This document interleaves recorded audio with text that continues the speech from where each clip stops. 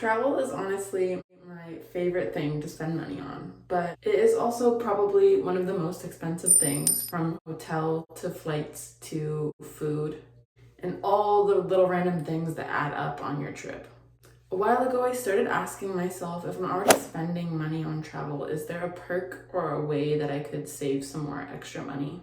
And on my TikTok and on my YouTube, all of these videos are coming up about travel credit cards and how you could earn so many points to save you a bunch of money.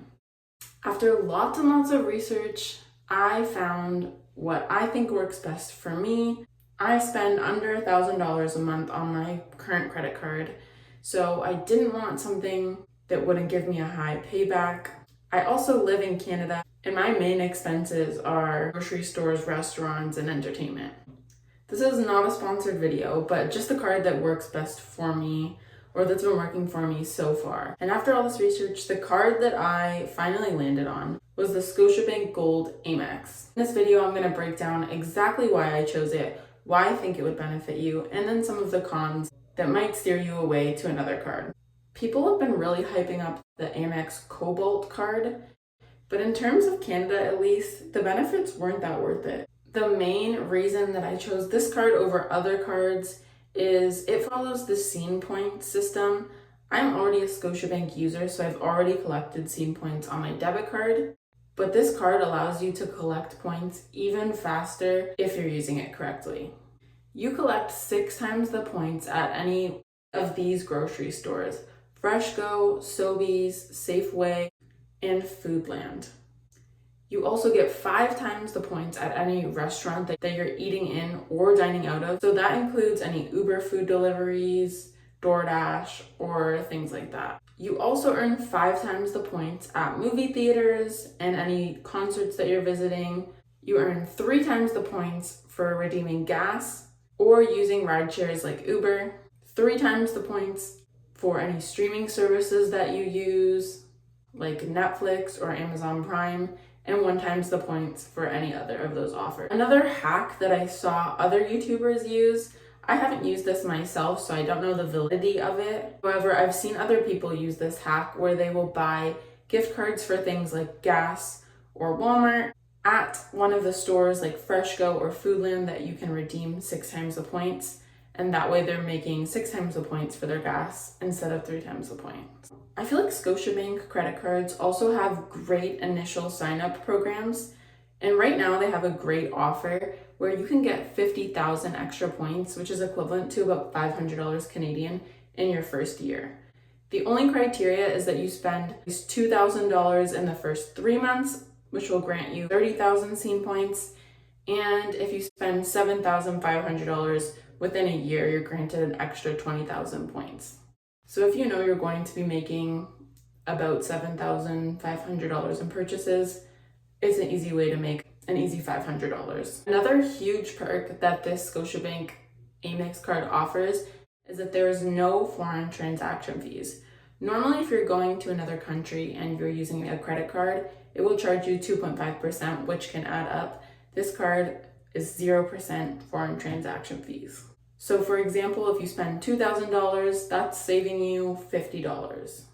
Another huge pro is the Scene Points are very easily redeemed. A lot of the other cards that I was looking at, you could redeem it at 1 or 2 places.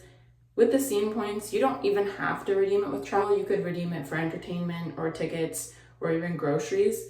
But with travel, you book through Expedia, and often there's even extra deals because you are a Scene Point member. Another pro is the travel insurance that this card offers. With this card, each of your family members are eligible for up to $1 million of medical insurance if you're traveling abroad. You also can get up to $1,500 in trip cancellation insurance per person as long as you've booked and paid for those things with your Scotiabank Gold Amex. There's flight delay insurance, so you can get up to 75% of your flight reimbursed if there is issues, along with baggage loss insurance, where they will reimburse you for your bag if stolen, and even hotel burglary insurance if there was an instance where you were to get robbed at your hotel. So those are just some extra perks, which you normally probably won't have to worry about but it's nice to know in the case that an emergency were to happen. Here's how to actually use your card to benefit you. This has become my initial credit card. I make all my grocery purchases on it because I always will earn 6 times the points, along with any dining in or dining out for 5 times the points.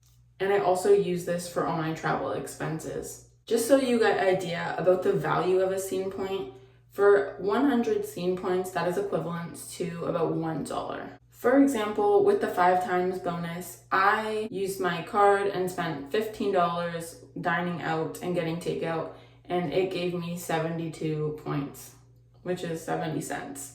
So no, it's not a groundbreaking amount of money, but it definitely will add up and is earning me a lot more than my typical Visa that I've always used. Now for the downsides of this card to consider. The annual fee is $120 Canadian. I've mapped it out with the online calculator, and with my spending, I will always make my money back in rewards and also at least additional $200 yearly. So for me, that's worth it. But in Canada, if you are already a Scotiabank member, you could potentially get this card for free. There's something called the Ultimate Package that's typically $30 a month. If you keep $6,000 minimum in your account, the monthly fee is waived, therefore it's free. And that means any additional card that you want to get, the annual fee is also waived. So because I have at least $6,000 in my Scotiabank account, I never will have to pay this annual fee for the card. The second major downside that I think is probably the biggest issue is that it is an Amex card and a lot of places don't accept Amex. Obviously grocery stores do and big corporations, but a lot of the smaller shops don't accept it. I always carry my backup Visa in case, but that kind of sucks because you're missing out on some points. At the end of the day, if you're not a big spender, or if you are and you really like to travel, this might be a great card for you.